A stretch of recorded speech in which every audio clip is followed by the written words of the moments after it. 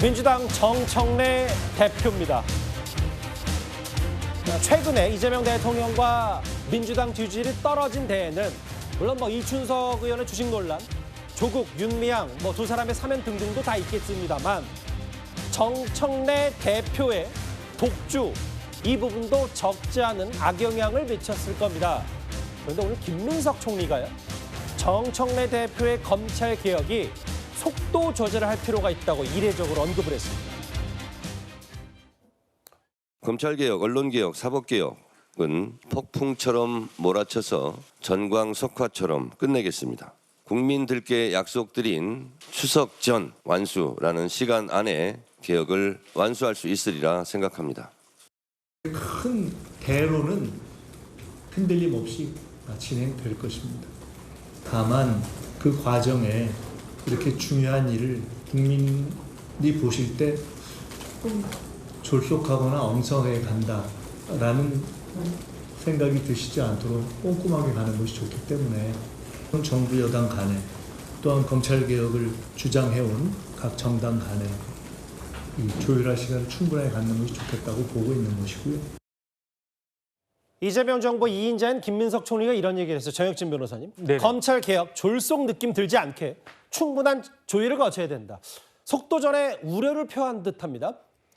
일단요, 검찰청 폐지한다라고 하는 건요, 예. 우리나라 사법 시스템에 엄청난 혼란이 초래가 될 겁니다. 이거는 불문 가지고요, 누구나 다 예상할 수 있는 거고, 그다음 무엇보다도 선진국 중에 검찰청이 없는 나라가 있습니까? 제가 아는 나라 전혀 없고요. 예. 어떻게 검찰청을 없애고 기소청으로 이렇게 축소할 생각을 갖다가 했는가? 이건 말이 안 된다라는 생각이 들고, 예. 그다음에 이게 명약 관화한 게 검찰청을 폐지함으로 인해서 그 폐해를 누가 직접적으로 담당할 것인가? 일단은 범죄 피해자들이 그 폐해를 갖다 다 입을 거고요. 예. 그다음에 돈 많고 힘 있는 재벌이나 권력자들은 피해를 안 봅니다. 결국은 일반 서민들에게 그 피해가 고스란히 갈 거고, 그렇다라고 하면 반대로 득은 누가 볼 것인가? 이거는 범죄자가 보지 않겠습니까? 그럼 우리나라 범죄자 천국이 되는 거는 진짜 명약 관화한 건데, 이러한 것들을요, 모든 법조인들이 다 걱정을 하고 있습니다. 예. 여야 진보 보수 이걸 떠나가지고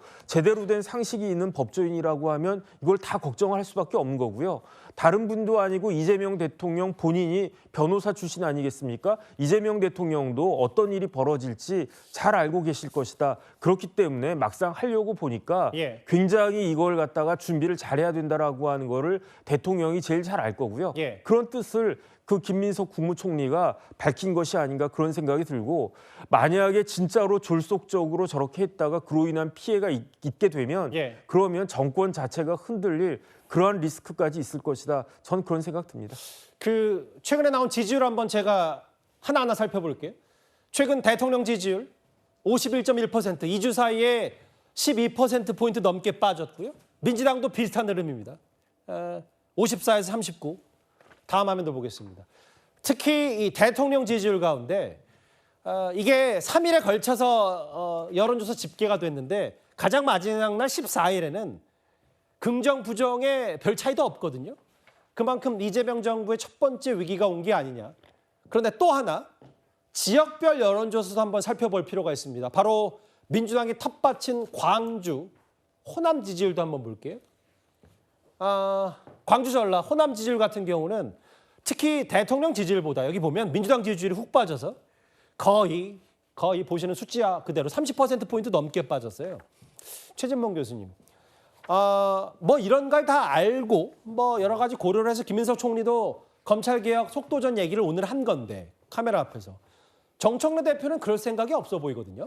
그러니까요. 그렇게 보여서 이거는 조금 이제 저는 이렇게 생각해요. 속도전이라고 하는 게 정청래 대표가 이제 그 전에 출마하면서 추석 전 얘기를 꺼냈거든요. 그런 얘기 때문에 이제 계속 밀어붙이고 있는데, 물론 저는 빨리 해야 된다고 생각해요. 검찰개혁 빨리 하고 가능한 시간에 빨리 해야 되지만, 그게 시간을 정해놓으면 사람들이 볼 때는 이게 조금 뭔가 시간을 정해놓고 하면 졸속으로 될 수 있다는 어떤 위기감이나 걱정이 생길 수 있는 부분이 분명히 있거든요. 얼마 안 남았습니다. 그러니까요. 그래서 저는 꼭 추석이라는 이 말에 너무 그냥 방점을 두지 않았으면 좋겠어요. 왜냐하면 이렇게 되면 잘해도 뭐 제가 볼 때는 민주당이 하는 게 잘못됐다고 보지 않고 그 방향으로 가야 된다고 저는 생각하고 빨리 해야 된다고 동의하는 사람이지만 예. 기본적으로 어떤 날짜 하나를 정해놓고 하다 보면 그날이 되면 다 완성이 안 돼도 해야 되는 것처럼 느껴지는 이런 우려가 생기는 거예요. 그래서 저는 김민석 총리도 그런 얘기를 했다고 생각해요. 그러니까 너무 추석 이런 얘기를 하지 말고 잘 준비하고 가능한 빠른 일정 안에 할 수 있도록 하면 되는 거 아니겠어요? 중요한 건 빨리 하는 것도 중요하지만 잘하는 것도 중요하잖아요. 이게 너무 빨리 하다가 혹시나 다른 문제가 발생하게 되면 그것이 비판의 대상이 될 수 있는 문제니까 잘하는 것도 중요하고 절차를 지키는 것도 중요하니 아마도 정부 입장에서는 너무 추석이라는 시한을 두고 밀어붙이는 것이 국민들에게는 조금 걱정을 만들어내는 요소로 작용할 수 있다고 판단한 것 같아요. 그러니까 저는 민주당이 뭐 아직까지는 변화가 없는 걸로 보여지지만 이런 부분에 있어서 절차적 정당성도 잘 맞춰가면서 추진하는 것이 필요하다. 하나 더 저는 이제 검찰 개혁 말고 오늘 질문이 없으니까 제가 한마디 더 하면 예. 언론 개혁도 그래요. 예. 방송법 통과됐는데 방문진법 8월 21일 날 지금 통과시킬 것 같은데 여기도 저는 졸속 이게 너무 빨리 하면 안 된다고 생각합니다. 개인적으로. 그래서 이것도 좀 잘 다시 따져서 했으면 좋겠다는 생각입니다. 예. 방송법 얘기도 하셨어요. 그 김진욱 대변인. 이게 글쎄요. 정청래 대표가 당대표가 된 이후에 이 정부 여당 그 대통령실과 여당 관계가 조금은 좀 달리 보이기도 해서요. 여기 보면 국정 철학이 통합과 화해 아니냐? 아니다. 내란세례 척결이다. 검찰개혁 속도전. 아니다. 이재명 대통령 공론화 과정을 거쳐야 된다. 근데 이런 것들의 중에는 정청래 대표가 지금 송원석 원내대표 두 번이나 만났는데 정면만 쳐다보고 악수조차 하지 않았다. 이게 그 여당 대표라면 그래도 야당을 대화 상대로 인정해야 되는데 야당 자체를 안중에 없는 게 고스란히 이재명 대통령이 부담되는 거 아니냐. 이런 시각에는 어떻게 생각하세요? 뭐 일부 그렇게 지금 평가가 나오고 있습니다.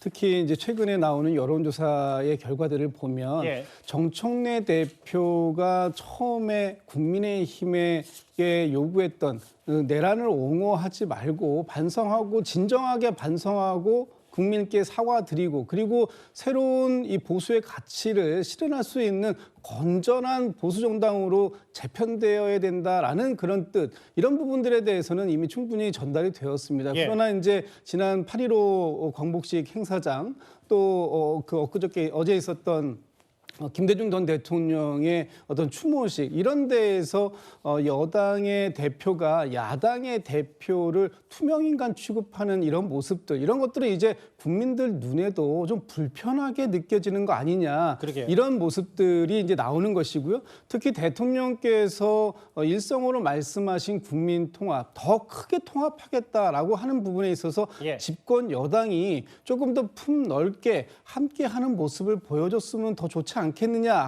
하는 부분들에 대한 이제 얘기들이 당 내에서도 이제 나오고 있는데 예. 정청래 대표가 원래 가졌던 뜻에 대해서는 뭐 다 거의 다 동감합니다. 그러나 그 부분에 있어서 표현하는 방식이랄지 아니면은 지금 집권 여당 특히 거대 여당의 의석수를 이끌고 있는 집권당의 대표가 예. 조금 더 품 넓은 모습으로 또 아우르고 가는 모습 그리고 그 가운데에서 개혁 법안들을 처리해 나가는 이런 모습들이 좀 필요한 거 아니냐 이렇게 생각하고 있습니다. 서로 투명인간 취급했는데 문제는 이제 그 시작이 나는 사람과만 상대하겠다, 악수하겠다는 취지의 정청래 대표가 저 포문을 열었기 때문이죠. 그런데 이 검찰개혁 관련 말고도 정청래 대표 등 민주당 지도부는요. 이번 주 국회 본회의에서 앞으로 노사관계에 큰 영향을 미치게 될 이른바 노란봉투법, 노봉법 개정안 처리를 공언하고 있습니다. 오늘 주한 미국 상공회의소에 암참 회장이 직접 민주당 지도부를 찾았는데요. 김병기 원내대표 면전 앞에서 이런 말을 했습니다.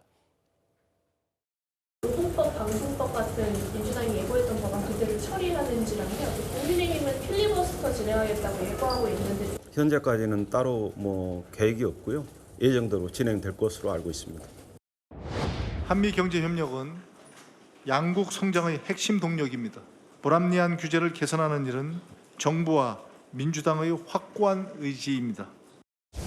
We are concerned that the passage of the Yellow Envelope Act in the National Assembly could affect Korea's reputation as a regional hub for multinational companies. 이현정 의원님, 네. 노란 봉투법에 우려를 갖고 있다. 저렇게 민주당 지도부 만났을 때 공식적으로 저렇게 얘기를 했어요? 이게 노동조합법 2조 3조를 이제 개정하는 문제인데요. 이제 그 쟁의의 어떤 범위와 또 협상 대상을 대폭적으로 늘리는 겁니다. 예. 지금 우리나라가 주력으로 하는 기업이 이제 자동차, 조선, 건설 이런 거지 않습니까? 예. 근데 이런 기업들이 보면 하청업체가 많습니다. 왜냐하면 이제 이 기업의 유동성이 크고 하기 때문에 하청업체가 특히 자동차, 조선 같은 경우는 뭐 이 원청, 이청, 삼청까지 하면 굉장히 많아요. 자, 그런데 이 법이 통과되면 이제 모든 하청업체가 이 원래 회사, 본 회사와 이제 협상을 할 수가 있게 돼 있습니다. 자, 그리고 거기에다가 M&A라든지 어떤 경영적 판단 예. 이런 문제까지도 파업의 어떤 요소가 됩니다. 예를 들어서 지금 뭐 HD 현대가 미국에 공장을 짓는다. 자, 이거 관련해서 지금 이 현대 노조가 파업을 할 수가 있어요. 예. 자, 이렇게 되면 지금 기업들이요, 정말 이제 이 글로벌 전쟁, 관세 전쟁으로 인해서 정말 죽을지 살지를 모르고 정말 이 악정고투하고 있고, 특히 예. 최근에는 여러 가지 지금 이 세부적인 어떤 관세 문제 때문에 중소, 중견기업까지도 정말 지금 벼랑 끝으로 몰려가고 있습니다. 예. 자, 이런 상황에서 지금 이재명 대통령이 취임하고 난 다음에 지금 2달 좀 넘었는데요. 10번이나 제게 총수들 만났어요. 예. 자, 이 총수들 만나서 뭐라고 얘기해요? 제발 좀 도와달라. 자, 그런 얘기 했지 않습니까? 예. 기업들 지금 이종 회장은 지금 미국 출장 갔다가 이 취임식 한다고 바로 또 왔지 않습니까? 예. 그만큼 지금 도와주고 있어요. 그리고 관세 문제 때문에 지금 미국에 투자도 지금 하는 걸 지금 오늘 또 지금 회의를 했거든요. 그렇죠. 자, 이런 상황에서 지금 기업들이 지금 만약 예를 들어서 자동차나 조선이 내부적으로 이런 문제 가지고 골치 아프게 한다 그러면 예. 이거 제대로 지금 사업을 할 수가 있겠습니까? 오죽했으면 어제 경제 5단체가 기자회견하면서 제발 1년 정도만 유예 좀 시켜달라. 예. 그리고 우리가 손해배상 범위는 받아들일 테니까 협상이나 이런 조건들 이건 좀 철회해달라. 예. 이런 요구까지 하고 있어요. 주한 EU 이 상공회의소, 주한 미 상공회의소 전부 다 이런 식이면 앞으로 이제 외국 기업들 대한민국에 투자 안 한다. 예. 왜냐? 아니 사소한 거 가지고 전부 다 파업하게 되면 누가 여기 사업을 하려고 예. 그러겠습니까? 자, 이게 지금 뭐 노동자를 위하고 하는 건 알겠습니다만은 기업이 돌아가야 세금이 거치고 세금이 거쳐야지만 국가 운영할 수 있잖아요. 그런 문제를 좀 고민해 봐야 될 것 같습니다. 최진봉 교수님, 이게 이런 부분이겠죠. 그러니까 재계 총수들도 이제 앞으로 이재명 대통령, 트럼프 대통령과 정상 미국 방문 때 대거 같이 동행해서 한국 기업 유치하고 관세 협정하고 트럼프 대통령과 여러 거래를 하고 기업을 좀 살려야 우리나라 경제가 돌아갈 텐데 안 하겠다는 것도 아니고 1년 유예가 필요하다. 경제 6단체 최후 호소. 글쎄요, 이게 아까 최 교수 말씀하셨던 뭐 검찰 개혁이든 언론 개혁 이런 것도 다 속도가 필요한 거 아니에요? 속도 조절이? 그렇죠. 근데 이제 노란봉투법의 1년 유예 문제는 저는 2조 3조의 이제 차이점을 좀 이해하고 얘기해야 된다고 보는데 전체적으로 경제 5단체도 합의한 부분이 뭐냐면 기본적으로 이제 그 손해배상 청구하는 문제에 대해서 어느 정도 합의가 이루어졌다고 봐요. 그러니까 예를 들면 손해배상을 노조 전체에게 하는 게 아니라 실제적으로 문제를 일으켰으면 문제를 일으킨 사람들에 대해서 하는 거지 모든 사람이 손해배상의 주체가 돼버리면 원래 노란봉투라고 하는 게 그걸 막겠다고 해서 시작된 운동이거든요. 그러니까 노란봉투법의 원래 취지 자체 가장 중요한 핵심은 뭐냐면 예. 기본적으로 노동자들이 쟁의를 일으켰을 당시에 손해배상 청구하는 부분들을 제한함으로써 노동활동이 좀 더 유연하게 작동될 수 있도록 하는 게 목적이었으니까 그 부분이 가장 중요하다고 저는 생각해요. 두 번째 문제인 이 사용자의 범위 관련해서 예. 이게 하청업체에서 하는 문제까지 그러면 원청업체가 다 책임을 져야 되는 거고 쟁의에 다 그걸 대응해야 되냐 하는 문제는 논의가 되고 있고 논란이 되는 거라고 보여집니다. 물론 예. 민주당에서 이 부분까지도 포함시켜서 지금 진행하고 있는 것으로 알려지고 있고요. 예. 큰 틀에서 뭐 노란봉투법의 추진 자체에서는 저는 뭐 동의하고 찬성하지만 이 부분이 만약에 좀 디테일한 문제에 있어서 기업들이 어떤 사업을 하는 데서 문제가 발생한다고 하면 이 예. 부분은 조금 더 들여다볼 필요는 있다고 생각해요. 논의를 해서 예컨대 너무 원청이 너무 많은 것을 부담을 알겠습니다. 지게 되면 사실은 업무하는 상당히 큰 어려움이 있을 수 있으니까 이 부분은 조금 조절이 필요하다면 논의를 통해서 일정 부분 좀 수정하는 것도 필요하다고 생각합니다. 논의가 필요하다고 말씀하셨는데 이번 주 안에 하겠다고 하니까 민주당은 또 그런 것 때문에 이제 경제 단체들의 반발도 나오는 거고요. 오늘 국회 기재위가 있었는데 여기서 한 야당 의원이 구윤철 경제부총리에게 이렇게 따져 물었습니다. 미국의 투자를 늘린다라는 이유로 노동조합에서 쟁의행위에 나설 경우에 이걸 어떻게 대응 방안이 있느냐라는 걸 여쭤봤었는데 그때 부총리님께서 노동조합도 국익 관점에서 판단하지 않을까 생각한다라고 답변을 하셨어요.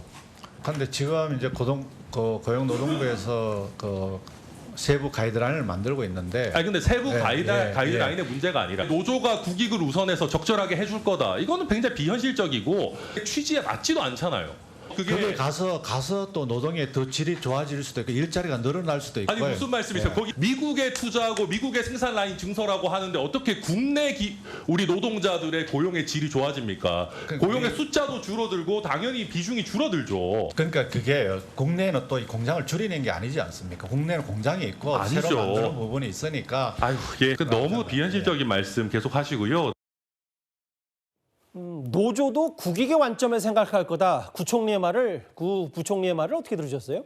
글쎄요, 기업은 이익을 추구하는 그러한 그 회사들이잖아요. 그런데 옛날 우리나라 70년대, 80년대 이럴 때까지만 해도 예. 우리나라에 뭐가 있었습니까? 봉제 공장, 섬유 공장들 굉장히 많았어요. 예. 그런데 그 공장들이 다 어디로 갔습니까? 처음엔 중국으로 갔다가 그다음에 베트남으로 갔다가 그다음 뭐 미얀마, 라오스까지 지금 가고 있단 말이죠. 그게 왜 그러는가?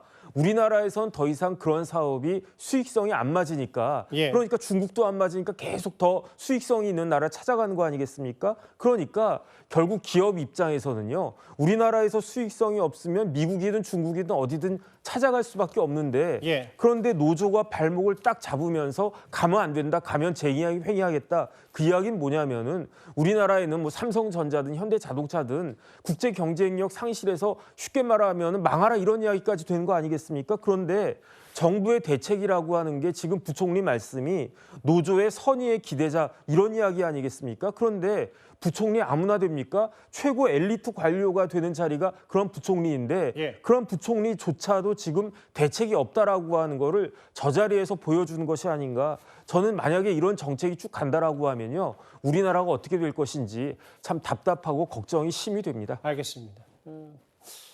이번 주 안에 국회 본회의에서 법안을 올린다고 하니까 민주당이 이른바 노란 봉투법 논란과 함께 정청래 대표의 속도전에 우려를 표한 김민석 총리 얘기까지 하나하나 짚어봤습니다.